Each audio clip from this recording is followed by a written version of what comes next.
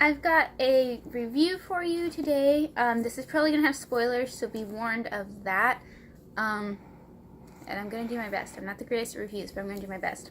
So this one is about Wuthering Heights by Emily Bronte. I thought that this was going to be like a Jane Austen style romance that's just a touch darker, you know. I mean there is romance and it is similar to the time period, but no. Okay, so first off, it starts out with this guy moves into this house that's owned by another guy. The other guy being Heathcliff, which most people have heard of. And the cat? No.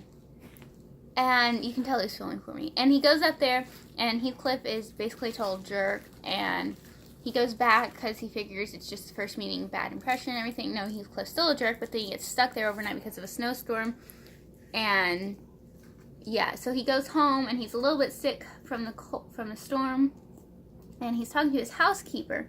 So most of the book is his housekeeper going back and relaying the events of what's Heathcliff's history and the history of everybody in the house and what got them to the point they're at now. So she tells all of that, and there's a fair amount of characters, but it's not really too much to keep up with. No, that's trash. Gimme. But it's not really too much to keep up with. But there's a lot of stuff that happens. I like her telling style. Both Emily Bronte's with doing it that way and the housekeepers. One problem I have is this one servant. I forget his name. Starts with it might be John or Joseph, maybe. But he has that, I can't think, maybe you can help me, honey, with how you, this speech style, how do you call that? It's a speaking style that... All getting something else to do. That's, It's a dialect from a certain part of England. Sounds like Cockney. Yeah, kind of like that. It's basically this, gutter talk, for lack of a better term. Kind of like the hick accent of England. There was some that in Secret Garden by Frances Hodgson Burnett, which I loved as a kid, too. And because of that, I associate it a lot with characters that live on a moor, which is accurate to this. I don't have a problem with the speaking style. It's just the way you have to write it. It's very tedious and uses a lot of mental capacity for me to read it. So I never read Mark Twain. So it's kind of annoying. Southern American dialect is similar. It can be, but it doesn't bother me as much because a lot of my family's from down there and I'm more familiar with it and I can have it in my head easier. But yeah, so that was kind of annoying, but it's not that big of a deal. The biggest thing, I gave this 3 stars, I think. Let me check that. Yeah, I gave it 3 stars. And the biggest reason why I gave it 3 stars is, and sorry if I have an accent right now, I just got off the phone with my grandma. The biggest reason why I gave it 3 stars is because, one, it wasn't what I was expecting, like I've already said. And... What? Baby just tipped. And, 2, she's telling, the stuff that already happened, okay. And that's the majority of the book. And, everybody's a jerk. At first it's okay, and then the main dad figure dies, and then from then on, almost everybody is a jerk to some extent. And then Heathcliff comes in and he makes it worse. It just, like, it's believable, but it's ridiculous. So I really didn't like that, and Alex didn't like it because it's one of those books that you get in the mindset of the characters you're reading. So I was kind of like in a bad mood for a good day or two while I was reading this. You were downright rude and mean. Yeah. Yeah, we're gonna, like, sell that book. You're not allowed to read that ever again because you were really mean to me. I'm sorry. I love you. I love you. At the end, though, it ended okay. Like I said, spoilers.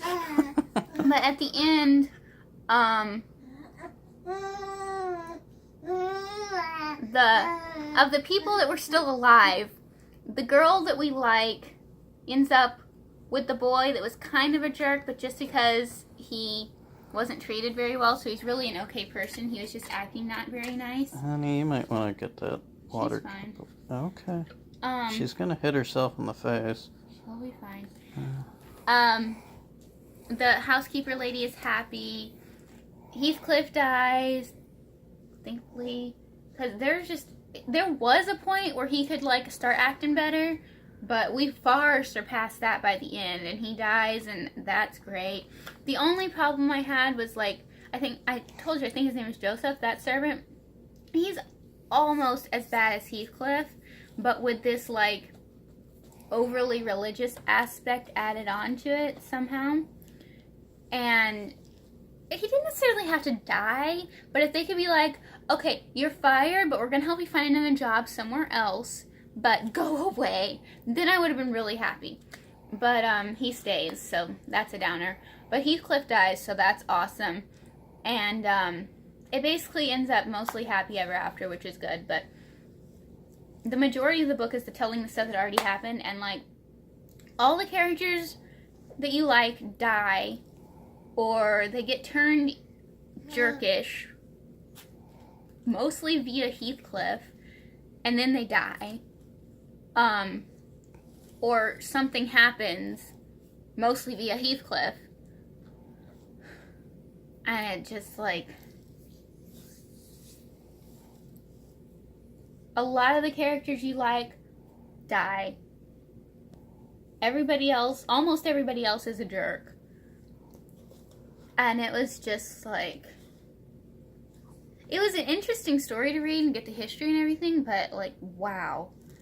If I had known it was, like, that type of book, I probably wouldn't have picked it up, and definitely not, like, when I did. It took me a minute to get into it, because I started reading it once in high school, but I didn't get very far. I didn't even get to the point with the housekeeper. And so I started over from the beginning. Why are you eating my purse strap? Why do I ask? And I started reading this at Alex's karate class. So I was trying to take care of a baby and pay attention to him and read a book. And so it's slightly confusing when at the beginning, before we switched to the housekeeper telling the story, because I was like, where's this Heathcliff I keep hearing about? Where's this Catherine I keep hearing about? Where's all the mush? What's with this dude who's living in this house? What's going on? And then I figured it out, and we got really into it, and yeah. I think that's about it. Can you think of anything else I should touch on? I've been ranting about it for days. So yeah, that's pretty much it. If you have any questions, comments, or opinions, let me know. I read this for one of the book clubs I follow online, which is the Classics Clique and that's not my book club. I think her name is Roya Eve Reads on YouTube. That's hers. So yeah. If it sounds remotely interesting and you don't mind people being jerks, I would say pick it up because it was kind of cool. But it definitely wasn't what I thought I was going into. Yeah, questions, comments, opinions, throw those down in the comments. I'd love to talk to you guys about this book. Don't forget to subscribe, and I'll see you guys next time. Bye!